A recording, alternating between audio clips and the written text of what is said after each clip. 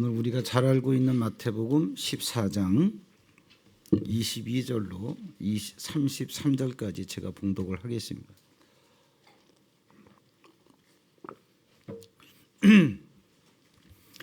예수께서 즉시 제자들을 재촉하사 자기가 무리를 보내는 동안에 배를 타고 앞서 건너편으로 가게 하시고 무리를 보내신 후에 기도하러 따로 산에 올라가시니라. 저물매 혼자 계시더니 배가 이미 육지에서 술이나 떠나서 바람이 거스름으로 물결로 말미암아 고난을 당하더라.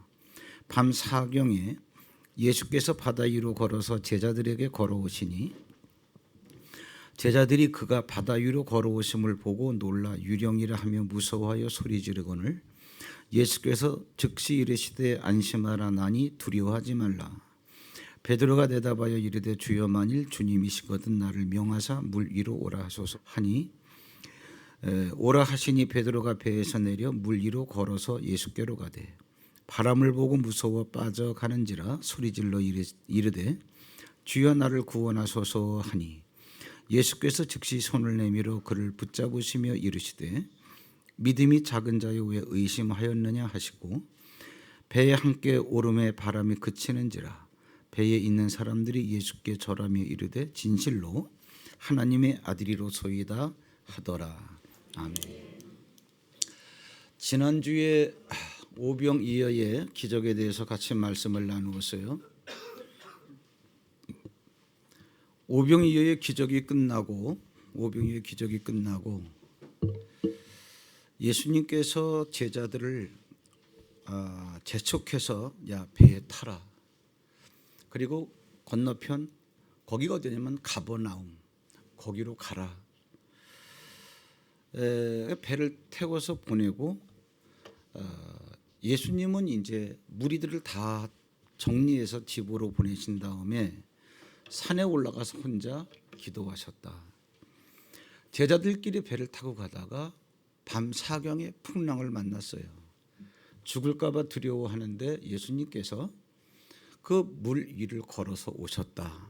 이제 이것이 오늘 주된 내용입니다. 너무나 잘 알고 있는 내용이에요. 그런데 주님께서 이 사건과 이 스토리를 통해서 우리에게 어떤 메시지를 주기를 원하시는가.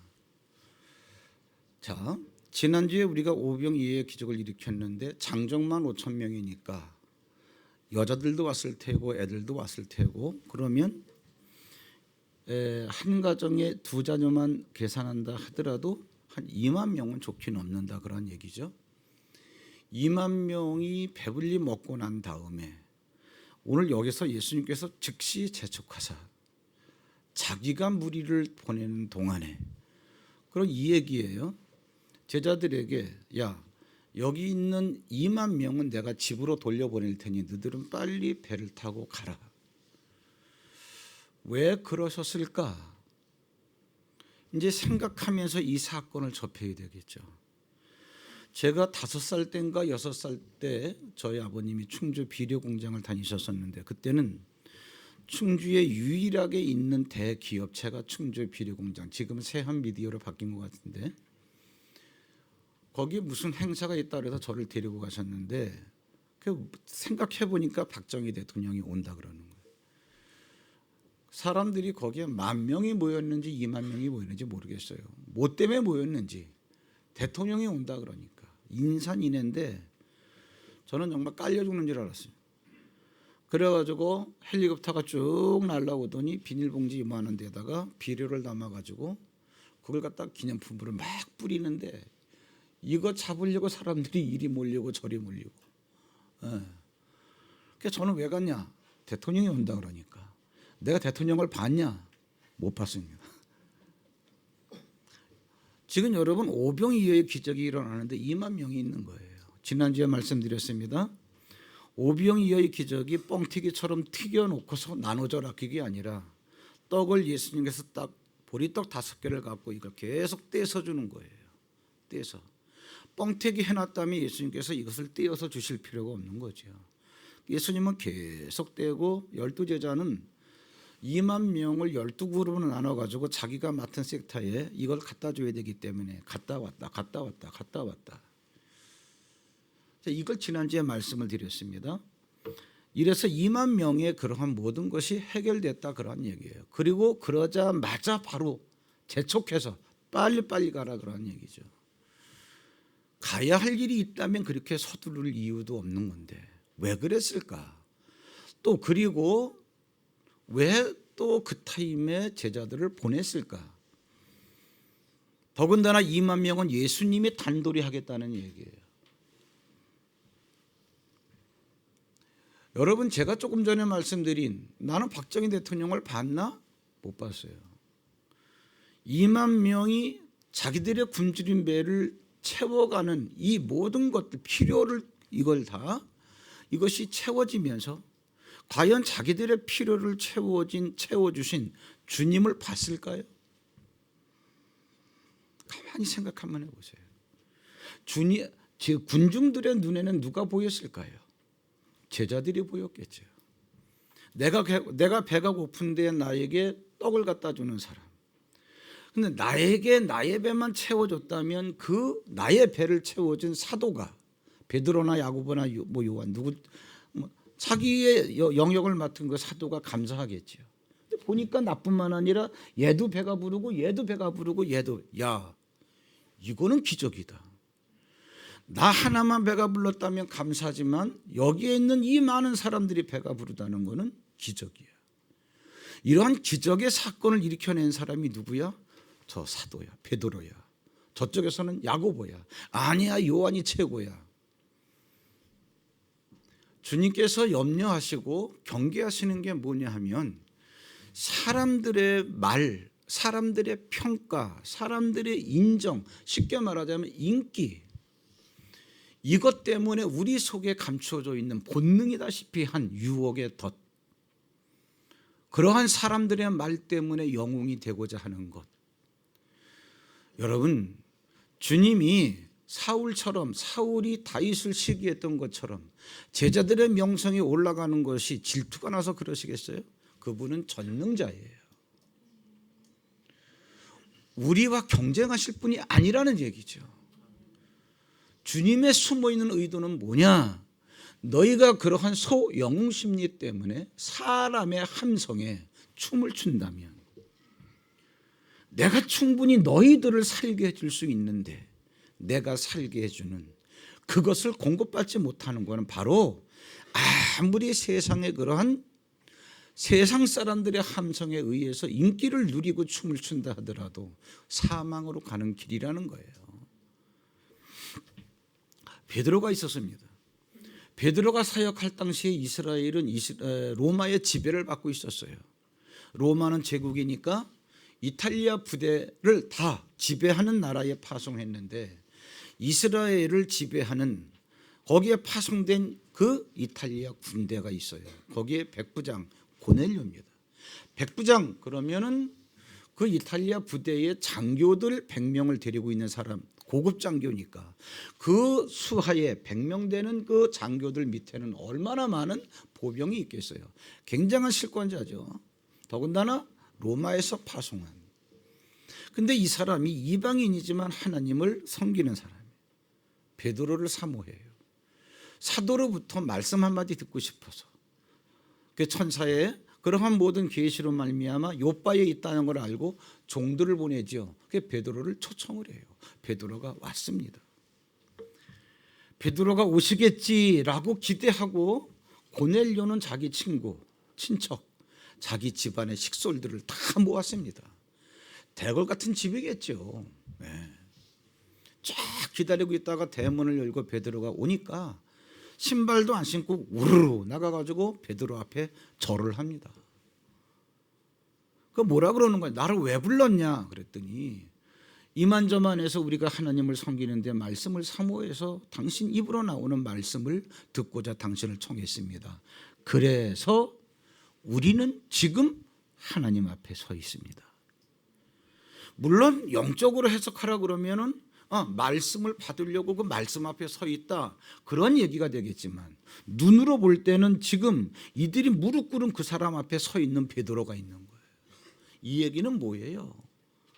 사실 고넬료가 속으로 말해주고 싶은 것은 영적으로는 우리가 하나님 말씀 앞에 서 있지만 당신이 하나님이십니다, 이 얘기예요. 여러분, 여기에서 베드로는요 그렇게 불러달라 그런 것도 아니고 그냥 그 말을 듣고 침묵만 해도 베드로는 하나님이 돼요. 그럴 때 베드로가 그 나왔잖아요. 뭐라 그럽니까? 고넬료의 팔을 이렇게 일으켜 세우면서 일어나라, 나도 사람이다. 이처럼 자기의 영성 관리를 했기 때문에 그가 끝까지 사도의 길을 갈 수 있었고, 마지막에 순교할 때는 주님이 나에게 베풀어 주신 은혜를 생각하면 나는 죽는 것도 죽는 거지만 제대로 똑바로 죽을 자격도 없다. 그래가지고 거꾸로 매달려서, 그는 X자 십자가에 거꾸로 매달려서 순교를 당합니다. 참 멋있는 거예요. 바울하고 바나바도 있지요. 루스드라라고 하는 지역에 가서 복음을 전하는데 발이 어긋난 자, 그러니까 안진병이에요. 발을 고친 거예요. 사람들이 그냥 확 돌아버린 거예요.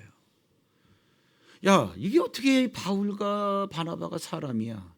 신이 사람의 형상을 하고 온 거지. 그래가지고 안진병이가 막 춤을 추니까 읍장이 나와가지고, 그 리더지요. 그 읍장이 나와가지고 야, 소를 잡아. 재물을 갖다가. 그 다음에 야, 꽃다발 가져와. 그래가지고 바나바하고 바울 앞에다 갖다 놓고 당신이 신들이니까 우리가 제사를 지내겠다는 거예요. 이름까지 바꿔줬습니다. 허메시스. 신들의 이름이에요. 여기에서 여러분, 우리를 그렇게 불러달라 그런 것도 아닌데 얘들이 그러는 거예요. 가만히만 있어도 이들은 신이 되는 거고 하나님이 되는 거예요. 상상을 해보자고요. 상황과 환경이 그렇게 만들어졌을 때 만약에 베드로가, 만약에 바울이, 만약에 바나바가 헛기침만 하더라도, 그냥 농담 삼아 한마디 해도 그 다음에 그 말 때문에 되어지는 일이 어떨까요? 아까 대표기도 하셨지만 사실 목회를 하다 보면 이적이 나타날 수도 있어요. 이 교회가 이 시대가 이것 때문에 비틀거리고 있습니다. 이적을 행하지 말라는 게 아니에요. 행해놓고는 이적 위에 목사가 서 있는 거예요. 그리고 성도들을 갈취하는 거예요. 성도들을 눈에는 더 씌워졌으니까, 절대자로 보이니까. 여러분,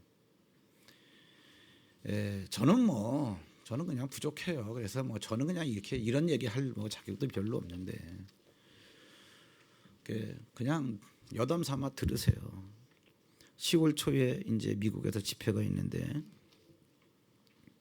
한 주간 거기는 이제 주일을 끼워서 하기 때문에 비워야 되는데, 그 집회 때문에 일전에 이제 한번 얘기를 하는데, 티켓팅은 이제 물론 거기서 해주겠지만 제가 그랬습니다. 옛날에 한번 아들한테 갔다 오느라고 좌석 3개인데 해필이면 양쪽에 등치 큰 120kg 나가는 남자 둘 사이에 가운데 내가 끼어 있는 거야. 14시간 동안 화장실 가려고 그러는데 자는데 그거 깰까 봐 미안해가지고 꼼짝 못하고 14시간, 어떻게 차도 14시간을 자. 근데 그건 그런데 꼼짝을 못하고 오는 바람에 그때 제가 꼬리뼈가 내려앉는 줄 알았어요. 네. 와가지고 얼마나 고생을 했는지 제가 혼자 결심을 했습니다. 내가 다시는 비즈니스석이 아니면 절대로 비행기 안 탄다. 비행기 타기가 싫은 거예요. 그 얘기를 했지. 그랬더니 이분이 우리 예산이 없어가지고 비즈니스석을 못 끊어드리는데 막 고민을 하는 거예요. 예. 그거는 한 4, 500만 원 간다 그러더라고요. 그래서 내가 그랬습니다.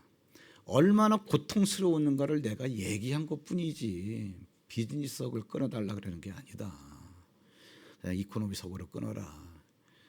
그래서 내가 끝에 꼬리말에 그렇게 달아놨습니다.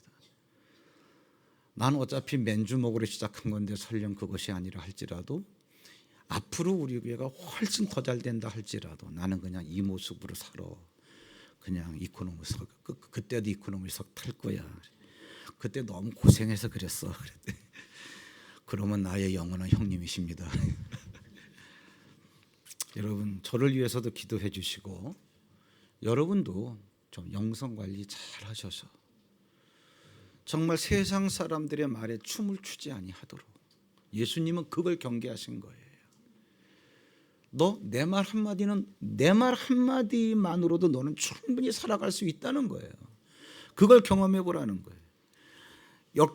사도행전 16장 14절에 여러분 이런 말이 나와요. 배경을 제가 알려드릴게요. 바울이 1차 전도 여행을 쭉 한 다음에 소아시아에서 했죠. 바울의 2차 전도 여행은 뭐냐면은 1차 전도 여행한 그곳을 다시 한번 우리가 방문해 보자. 반쯤 왔는데 하나님께서 더 이상 가지 못하게 하고 자꾸 방해하면서 길이 막히는 거예요. 야, 이게 참 왜 이런가 그래. 근데 딱 보니까 어느 날 그 마게도냐 지방, 그리스 지방이죠. 거기에서 어떤 사람이 이렇게 손짓을 하면서 야 들어와 항구에서 우리 쪽으로 건너와. 그 좁은 그 해협을 건너서 배를 타고 건너간 거예요. 아, 하나님께서 새로운 전도 현장을 여시는구나. 마게도냐 성에 빌립보 성읍이 있는데 이제 거기. 그럼 여러분 보세요. 성령의 인도하심 때문에 만약에 마게도냐에 왔다면 성령께서 다 준비를 해 주셨어야 될 거예요. 바울을 맞이하는 사람부터 해가지고 근데 바울이 성령의 인도하심을 따라서 빌립보 지역에 갔는데 아무도 아는 사람도 없고 맞이해 주는 사람도 없고 성경에 보면은 며칠을 유하여 그 뭐냐면 사실 정처 없이 거지처럼 사는 거죠. 남 모르는 사람한테 가서 먹을 거 얻어먹고 잘 때 어디 자고 그러다가 안식일이 돼가지고 기도는 해야지. 그래서 이제 회당을 찾아가는 거예요. 가다 보니까 강가에 여자의 한 무리가 있는 거예요. 그래 가서 가진 건 복음이니까 복음을 전하지. 복음을 전하는데 그 여자 무리 가운데 루디아라고 하는 여자가 부자인데 그 여자가 바울의 복음을 듣고 그 이후에 바울의 뭐예요? 선교 후원자가 돼요. 그 자기 집을 내놓으면서 이것이 빌립보 교회가 됩니다. 그 이렇게 되어졌는데 우리는 이렇게 되어진 거는 눈으로 보고 경험을 하는 거예요. 그런데 왜 이런 일이 되어졌을까 보세요. 두아디라시에 있는 자색옷감 장사로서 하나님을 섬기는 루디아라는 여자가 말을 듣고 다 바울이 전하는 복음을 듣고 있을 때 주께서 그 마음을 열어 바울의 말을 따르게 하신지라. 바울의 말을 따르고 내가 당신의 선교 후원자가 되겠습니다 라고 하는 건 눈으로 보여지고 바울이 경험하는 거지만 이런 일이 일어나게 된 건 왜 일어났냐. 주께서 루디아의 마음을 열어서 바울의 말을 따르게 해주셨기 때문에 이거예요. 우리는 고독할 이유가 없습니다. 내가 주의 이 말씀 따라가는데 나를 위해서 준비된 것도 없는 것 같고 나를 도와주는 사람이 없는 것 같아도 전혀 그렇지 않다는 얘기죠. 숨어있는 하나님의 영적 원리를 보시라는 이야기예요. 그러니 오병이어 기적의 현장에서 2만 명이 서로 베드로, 야고보, 요한, 안드레 이런 사람들의 이름을 막 불러가면서 베드로가 최고야. 아니야 우리 먹여 살린 사람은 야고보야, 요한이야, 안드레야.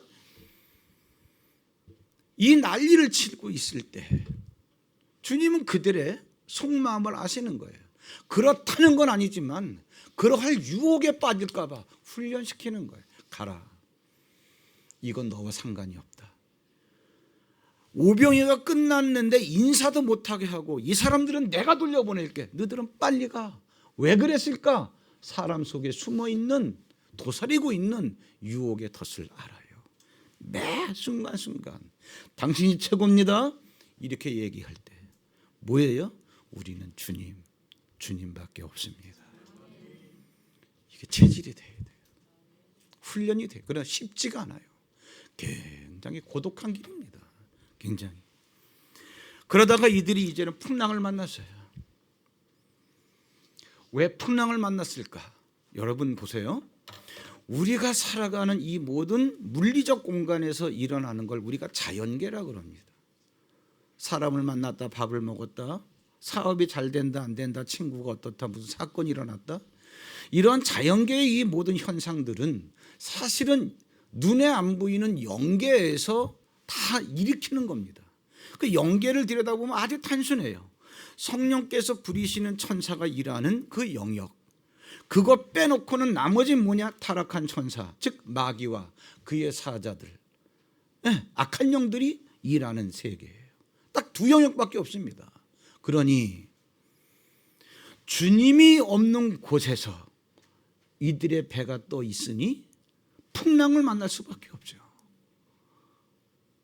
그런데 왜 성도들 인생에도 풍랑이 일어나는가? 이게 중요합니다. 우리 안에 들어오신 성령은요, 영원히 우리 안에 계셔요. 떠나는 법이 없어요. 성령이 내 안에 계신데 왜 풍랑이 일어나지? 성경에 보면 주님을 믿는다 하나 믿지 않는 사람이 있고, 주님이 있다 하나 없는 사람이 있어요. 설교지에 제가 써놓지 않았습니다. 마가복음 4장 38절에 보면은 예수님께서 제자들과 함께 배를 타고 가셔요. 풍랑이 일어났습니다. 배에 물이 들어오니까 배가 침수될까 봐 제자들이 막 물을 떠내면서 주님을 깨워요. 주님, 우리가 죽게 되었는데 어찌하여 돌아보지 아니하시나이까. 그때 주님은 배 고물, 배 끄트머리에서 주무셨다 그랬어요. 주님이 우리와 함께 있지만 주무시니까 풍랑을 만나는 거예요. 여러분, 베드로, 야고보, 요한, 안드레, 예상 어부 출신입니다. 어부 출신이 풍랑 때문에 두려워한다는 것은 인생에 엄청난 위기를 만났다는 거예요. 왜 이런 풍랑을 만났을까? 주님이 주무시기 때문에. 우리 안에 주님은 계셔요. 우리 안에 계신 주님이 지금 주무시고 계시진 않나. 여러분, 예수님이 잠이 많기 때문에 주무시는 게 아니에요. 이건 뭐냐? 우리가 잔다는 거예요. 뭐냐? 주님은 끊임없이 말씀하셔도 우리가 못 듣더라, 그러한 이야기죠. 이것을 우리 입장에서 보면 주님이 주무시는 거예요. 왜? 우리가 못 듣는 생각은 안 하고 주님이 말씀 안 하신다고 생각하니까. 오늘 설교지에 실은 신문이 말씀이 뭐냐면, 지난주 수요일 제가 말씀드린 거예요. 예수님이 행하시는 이적을 보고 많은 사람들이 믿었어요. 예수를 믿어요. 예수를 믿는데 예수를 믿는 사람들에게 예수님은 자기 몸을 의탁하지 않으셨다 그랬어요.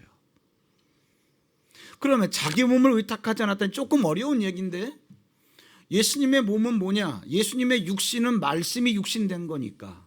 육신은 눈에 보이고 손에 잡히지만 이것은 말씀이 그렇게 된 거니까. 그 이러한 몸을 제자들 손에 맡기지 않았다. 예수를 믿는 사람들에게 맡기지 않았다는 얘기. 뭐냐? 우리가 말씀은 있는데 말씀이 성취되어진 사건과 사실이 우리 손에 안 잡히더라 그런 얘기지. 왜 그러냐? 예수님께서 뭐예요? 그들에게 의탁하지 않았으니 이는 친히 모든 사람을 아심이요 그들 속에 무엇을 생각하고 있는지 다 알기 때문에 그렇다는 얘기예요. 내 안에 주님은 계셔요. 근데 왜 내게 있는 말씀이 성취가 돼서 주님의 몸으로 나타나지 않냐? 그러한 이야기예요. 너들 속에 있는 생각을 알기 때문에. 그래서 풍랑을 만나는 거예요. 그러니 주님 없이는 살 수가 없습니다. 역대하 16장 9절에 보세요. 같이 한번 읽어볼까요? 시작. 여호와의 눈은 온 땅을 두루 감찰하사 자기 하나님께서 이 땅을 두루 감찰하사 국정조사하는 거. 여러분, 그저께인가 언제 조국 청문회가 끝났습니다. 며칠 동안 하자, 시간 제한 없이 하자 그러다가 뭐 어떻게 줄다리기 하다가 하루를 끝냈는데 하루에도 14시간밖에 안 했어요. 14시간 동안 앉아놓고 이 얘기 저 얘기 하는데 세상 말로 탈탈 털리죠. 가만히 보시면은 당사자도 모르는 당사자에 관한 모든 사항들을 다 얘기해요.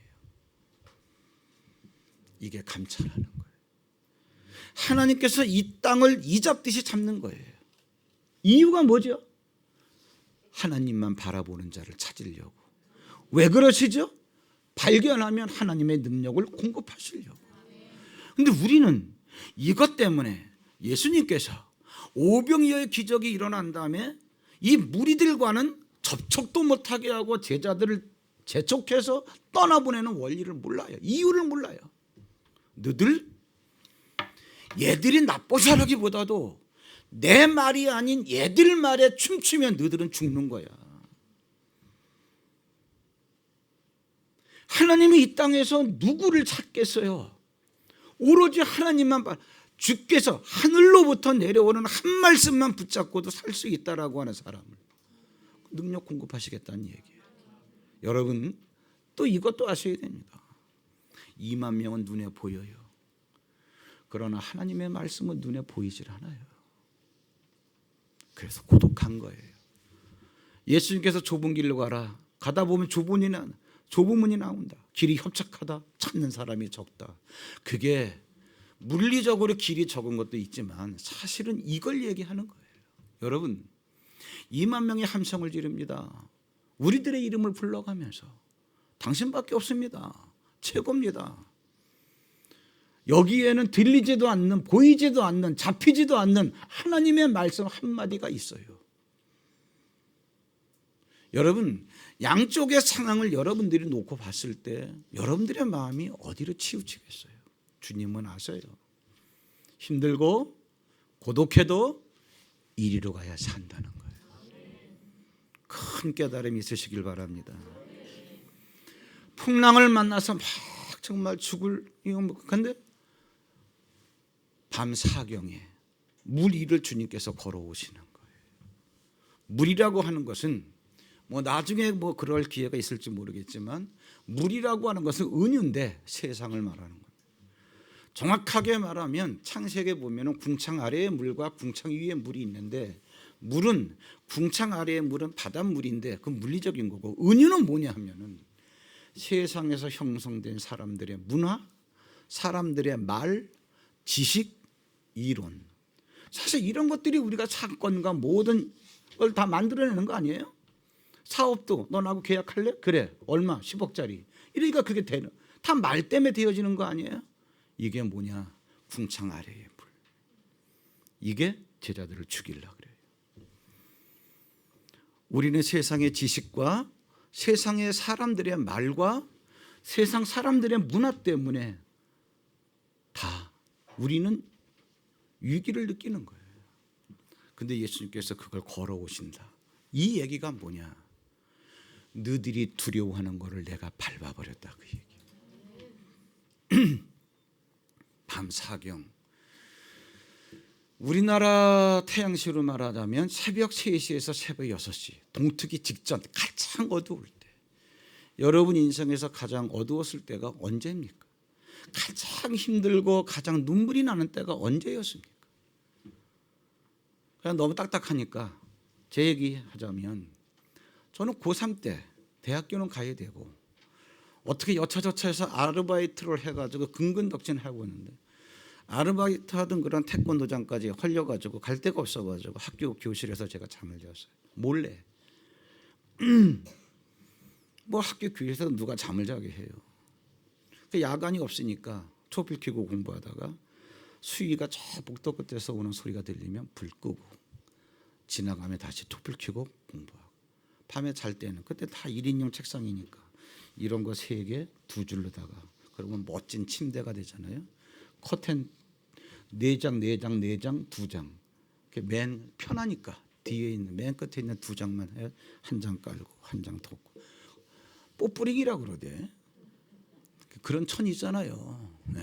그건 뭐 덮어나 차라리 신문지 덮는 게 낫지.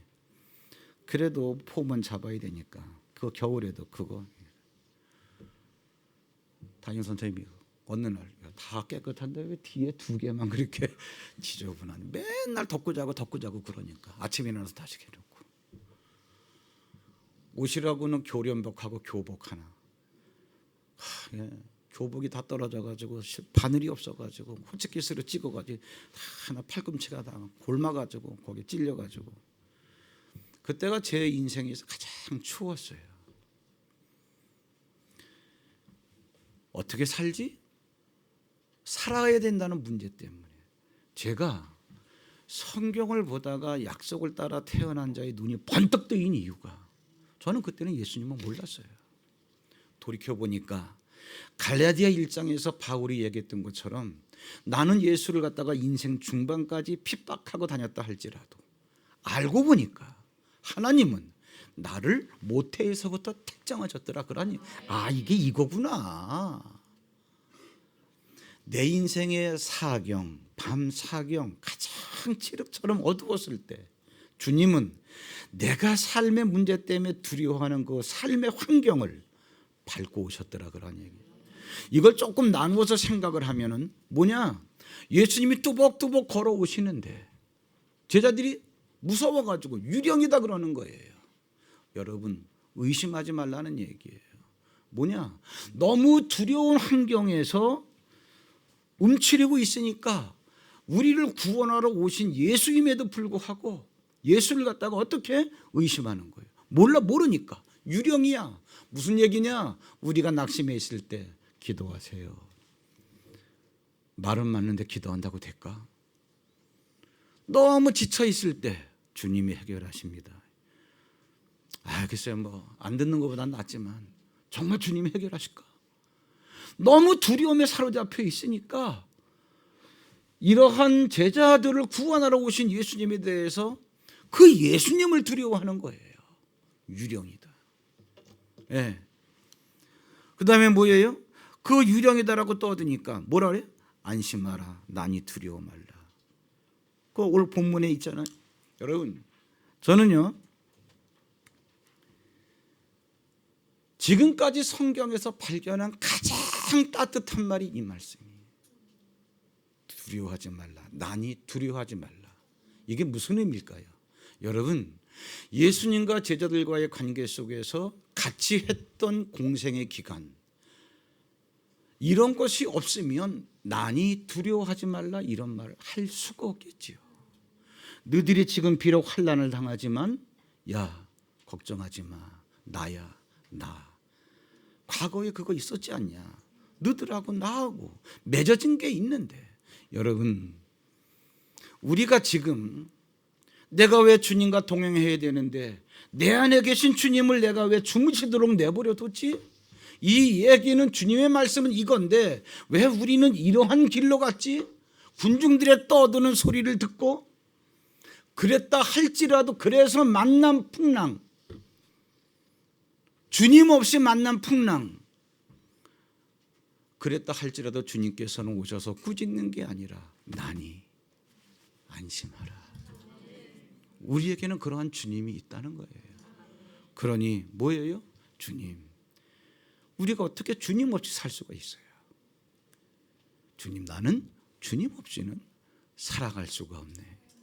예. 그러면서 하시는 말씀이 뭐냐 하면 내가 온 거는 너희들을 죽이려고 하는 물을 밟고 왔다는 거예요. 물 위로 걸어오신 게 예수님께서 능력 자랑하려고 그러신 게 아니에요. 그래서 요한복음 16장에 뭐라 그랬습니까? 예수님께서 내가 세상을 이겼다. 너희가 세상에서 환난을 당하지만 염려하지 마. 담대해. 왜? 내가 세상을 이겼기 때문에. 여러분, 제가 누구하고인가 그런 말을 나눴습니다. 이 세상 가장 쉬운 게 뭐냐? 예수님 믿는 거. 왜? 조건이 없어요. 믿으라는 거예요. 근데 이 세상에서 여러분 가장 어려운 게 뭔지 아세요? 예수님 믿는 거예요. 왜? 내 유혹의 끈을 이용해서 나를 부르는 데가 너무나 많아요. 들려지는 세상 말이 너무나 많아요. 그래서 내가 예수님을 믿지만 내가 예수의 말씀을 따라가기가 어려운 거예요. 불에도 뛰어들어가고 물에도 뛰어들어가는 그 미친 아들을 고치겠다고 어떤 아버지가 그 아들을 데리고 예수님께 왔어요. 내 아들이 이렇습니다. 고쳐주세요. 하실 수 있다면 할 수 있거든이 무슨 말이냐? 믿는 자에게 능치 못할 일이 없다 그랬더니 그 아버지의 말이 뭐지요? 주여 내가 믿습니다. 나의 믿음이 없는 것을 도와주세요. 뭐 하자는 얘기예요. 주여 내가 예수를 믿지만 내가 참 예수님이 하시는 말씀을 따라가지 못하겠네요. 도와주세요. 여러분, 세상에서 가장 쉬운 게 예수 믿는 거, 그러나 가장 어려운 게 예수 믿는 거. 환상을 깨세요. 고독한 길입니다. 훈련이 되어져야 돼요. 어떻게 하라는 얘기냐? 적용을 이렇게 하는 거예요, 여러분. 어떤 어려운 상황 속에서 주님, 그 어려운 환경 때문에 두려움에 사로잡히는 게 아니라 주님밖에 없습니다. 주님 없이 내가 살 수가 없습니다. 이 생각을 하고 이것을 여러분들이 신앙 고백으로 고백을 하면서 그냥 그 어려운 환경을 쭉 걸어가세요. 어떻게 하지? 이거 어떻게 사는 거야? 이거 누가 도와줘? 사람 찾으면서 부르르 떨면서 가는 게 아니라, 아무리 여러분의 인생이 밤 사경이라 할지라도, 칠흑같이 어둡다 할지라도 주님 없이 내가 살 수가 없습니다. 주님밖에 없어요. 우리 설교 끝내기 전에 우리 찬양 한번 해볼까요? 주님 뜻대로 그냥 내 혼자 할게요. 살기로 했네. 주님 뜻대로 살기로 했네. 여러분, 주님과의 이러한 약속을 우리가 우리 삶 속에서 한번 해보셔야 됩니다. 고독한 길이에요. 마지막 부분은 굉장히 중요한 내용인데 한번 여러분들이 기회 있을 때 묵상 한번 해보세요. 지금까지 제가 풍랑 만난 그러한 제자들의 스토리를 세 가지를 갖고 말씀을 드렸는데, 이걸 함축하자면 거듭난 우리는 누구냐니? 고린도전서 15장에서 첫사람 아담이 생명이 되었단가 같이 마지막 아담은 살려주는 영이 되었나니. 왜 부활을 얘기하면서 이 말씀을 끄집어다 말씀하실까? 여러분, 첫사람 아담이 생명이 되었다는 것은 범죄하기 전에 하나님은 아담 속에 생기로 들어가셨다는 거예요. 아담 속에 들어간 하나님의 생기는 살려주는 영이라는 거예요. 그럼 아담이 생령, 한자로 말하면, 한글로 말하면 산영, 살아있는 영. 아담이 살아있는 영이 될 수 있는 것은 그 안에 하나님의 생기인 살려주는 영이 있기 때문에, 살려주는 영이 살게 해주기 때문에. 그러다가 선악과 따먹는 바람에 죽은 자가 되어 쭉 살아오다가 다시 예수님으로 제사함 받은 우리에게 성령이 들어오셨어요. 너들 안에 들어온 성령은 살려주는 영이란 말이에요. 그러니까 너들은 산 영이란 말이에요. 우리가 생명이에요. 이거 설명해 주려고 이 얘기한 거예요. 그 여러분, 이 얘기입니다. 우리가 산 영, 살아있는 자로 살아갈 수 있으려면 우리 안에 살려주는 영으로 오신, 즉 성령과 함께 있어야만 우리가 살아있는 자가 되는 건데, 우리가 밤사경 속으로 힘들고 어려운 인생의 터널 속으로 들어간다 할지라도 살려주는 영이 우리와 함께 있기 때문에 염려하지 마. 담대해. 내가 세상을 이겼어. 너희들을 죽이려고 하는 물을 내가 밟고 왔어. 이거 흔들리지 마. 그런데 여러분, 이거 흔들리지 않고 이 말씀 붙잡고 가기가 그렇게 어려워서 이 말씀 잡고 가는 사람들의 길이 좁은 길이라는. 그런데 이 길 끝에 가서 좁은 문을 열어보니까, 문은 좁은데 여러분 본당 가보세요. 옛날에 하나씩 열게 되어 있던 문 두 쪽으로 조금 넓혀준다고 넓혀놨어 봤자 뭐 한 3m밖에 안 돼요. 그런데 그 문 열고 들어가면 본당이 운동장만 해요. 좁은 길 끝에 있는 좁은 문을 여니까 그 문 안에 있는 생명세계라는 건 엄청난 겁니다. 이걸 아니까 고독해도 이 길을 가는 거예요. 여러분, 성도님들끼리 친교하는 거 당연히 해야죠. 그러나 사람들의 말에 춤추고 그러지 마세요. 주님밖에 없습니다. 그리고 그런 길이 고독하다는 것도 알고 가셔야 돼. 그럴 때 주님께서, 야, 내가 살려주는 영으로 너하고 함께, 그러니까 네가 살아있는 거지. 그럴 때 우리에게 들려지는 말이 뭐예요? 역시 그렇습니다. 주님 없이는 내가 살 수 없습니다. 우리 시간 여러분들이 이제는 잘 아시는 우리 주 앞에 나 겸손히 서 있네.